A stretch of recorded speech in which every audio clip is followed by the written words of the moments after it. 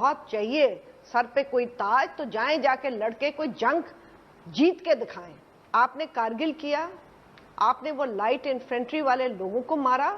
आपको आदत पड़ गई है कि आप छोटे छोटे मुल्क के बच्चों को अपने सामने लाके उनको ह्यूमन शील्ड्स बनाते हैं। ना आप लड़ने जोगे हैं, ना आप मुल्क चलाने जोगे हैं, ना आप कोई पॉलिसी सही बनाने जोगे हैं। आप कब्जा ग्रुप हैं, इस मुल्क का कब्जा ग्रुप है। जो पाकिस्तान तबाहाल है, इस तबाहाल मकबरे में से इन्होंने सारी दौलतें निकाली हैं पाकिस्तान फौज के इन हरामी जनरलों ने और ये बाजवा गैंग की। ये बहुत बड़ा गैंग है, माफिया डॉन है ये साला। मुझे लगता है अब सिर्फ हमारी फौज को ना वो चना चाट और भेलपूरी के ठेले लगाने रह गए।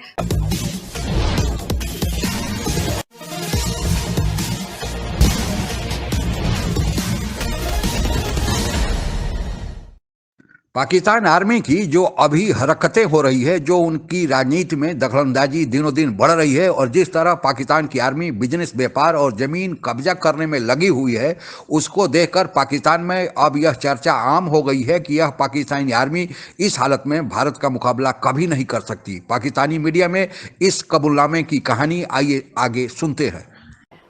कि फौजियों के साथ ये जो पॉलिसी है, फौजीज डफर्स हैं, डफर्स, ये आप समझ लीजिएगा, ये सियासी डफर्स हैं।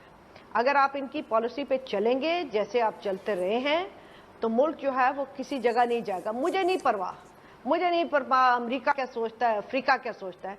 मुझे ये परवाह है कि हमारे मुल्क के लोग इस फौज से बचें। आज इस फौज ने हमें इस जगह पे खड़ा कर दिया है जहां पे इन्होंने टेररिज्म हर गली और मोहल्ले में फैला दिया है। ये उसको सपोर्ट करते हैं, ये उसको इनकरेज करते हैं और ये डिबेट को डिट्रैक्ट करते हैं। इनके ऊपर इन्होंने पूरी प्रोपेगेंडा मशीनरी डाली हुई है। ये हमारे आज, मैं सारे फौजियों को नहीं कहती हूँ, मैं बेचारे आम जवानों को नहीं कहती हूँ, मगर ये फौजी जर्नैल जो जाके सारा वक्त वहाँ पे गोल्फ खेलते हैं और गोल्फ खेल के और उसके बाद ठट्ठे मार के ये देखते हैं कि प्लॉट हमें कहाँ मिलेंगे। मुझे ये बताइए कि अब ये जो हुआ है कराची में, वहाँ पे शादी घर बना हुआ था। कभी ये सोचा है कि ऐसी सेंसिटिव जगह पे शादी घर बना हो? इन्होंने हमें सोचा है कि ये फौज ने हमें स्लेव्स बनाया हुआ है। ये वक्त आ गया है इनको कहने को कि प्लीज, ये हाथ जोड़ते हैं, बैरक्स में जाओ, हमारे बच्चों को यहाँ पे रहने दो। हम यहाँ पे खून खराबा नहीं चाहते। अगर आपको बहुत चाहिए सर पे कोई ताज तो जाएं जाके लड़के कोई जंग जीत के दिखाएं। आपने कारगिल किया, आपने वो लाइट इन्फेंट्री वाले लोगों को मारा। आपको आदत पड़ गई है कि आप छोटे छोटे मुल्क के बच्चों को अपने सामने लाके उनको ह्यूमन शील्ड्स बनाते हैं। ना आप लड़ने जोगे हैं, ना आप मुल्क चलाने जोगे हैं, ना आप कोई पॉलिसी सही बनाने जोगे हैं। आप कब्जा ग्रुप हैं, इस मुल्क का कब्जा ग्रुप है। और सियासतदानों को और हमें सबको ये बात सही तरीके से कहना चाहिए। आप मुझे एग्जाम्पल्स पूछें, मैं आपको कई एग्जाम्पल्स उनके डफरपन की दे सकती हूँ। देखें, इनको बाकायदा तौर पे मैं चाहती हूँ माल रोड पे एक जुलूस निकले, हाथ बांध जुलूस। फौजी भाइयों, थैंक यू वेरी मच। अब घर जाओ, बैरक्स में बैठो, प्लॉट जो ले लिए बस ठीक है, पर आगे ना चलो। जो पाकिस्तान तबाहाल है, इस तबाहाल मकबरे में से इन्होंने सारी दौलतें निकाली हैं पाकिस्तान फौज के इन हरामी जनरलों ने।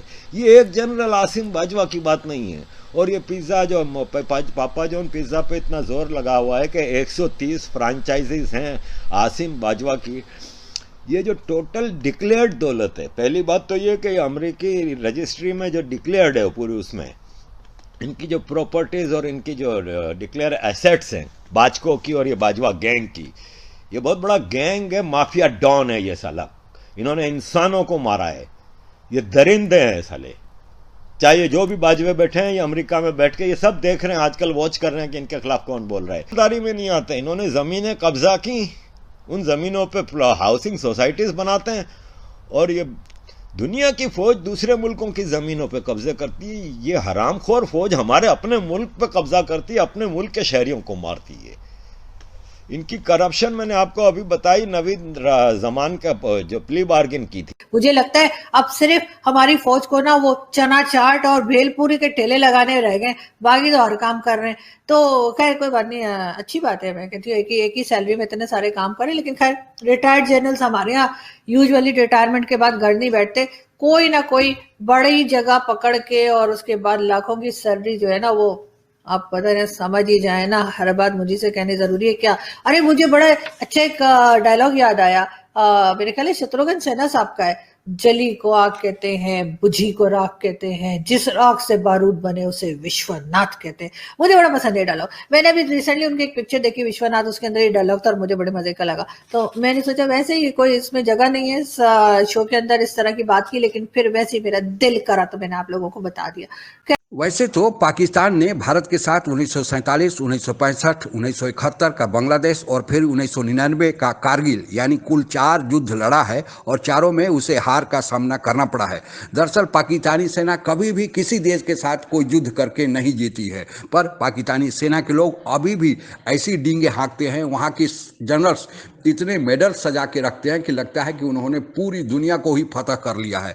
1971 का युद्ध तो उनके लिए सबसे बड़ा दर्दनाक साबित हुआ, क्योंकि उसमें पाकिस्तान 2 भागों में बट गया और बांग्लादेश का जन्म हुआ और उसी युद्ध में एक नया इतिहास भी रचा गया, जो विश्व इतिहास की एक अनूठी घटना है कि 1 लाख सैनिक के होते हुए भी पाकिस्तानी सेना ने भारतीय सेना के सामने सरेंडर कर दिया।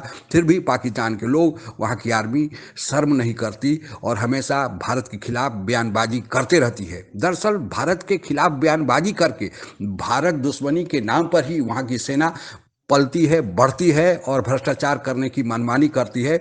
उन्हें डरा कर रखा जाता है कि अगर हमारा अस्तित्व नहीं रहा, वहाँ की सेना कमज़ोर हुई तो भारत एक दिन पाकिस्तान पर कब्जा कर लेगा। आपको बताते चलें कि वहाँ पर सरकार चाहे किसी भी प्रधानमंत्री की हो, लेकिन पर्दे के पीछे से वहाँ की सेना ही असल शासन करती है और जो प्रधानमंत्री उनकी बात नहीं मानता है उसे सत्ता से हटाकर वहाँ मार्शल लॉ लगा दिया जाता है। और 1947 के बाद से लेकर अब तक 2021 तक वहाँ कुल 3 बार करीब 25 सालों तक मार्शल लॉ लग चुका है। पहले सेना के भ्रष्टाचार की बातें पाकिस्तान में कोई नहीं करता था, लोग डरते थे, क्योंकि जो भी करता था वहाँ की सेना ISI की मदद से उन्हें गायब करा देती थी, अगवा कर लेती थी।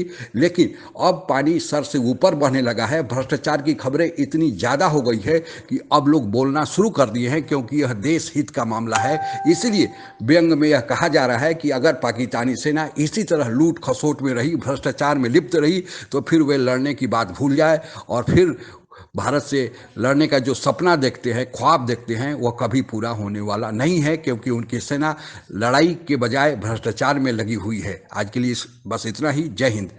आप अगर हमसे जुड़ा रहना चाहते हैं तो कृपया मेरे चैनल को सब्सक्राइब करें तथा बेल आइकन भी दबा दें, ताकि नई वीडियो की जानकारी तुरंत आप तक पहुंच जाए। धन्यवाद। जय हिंद।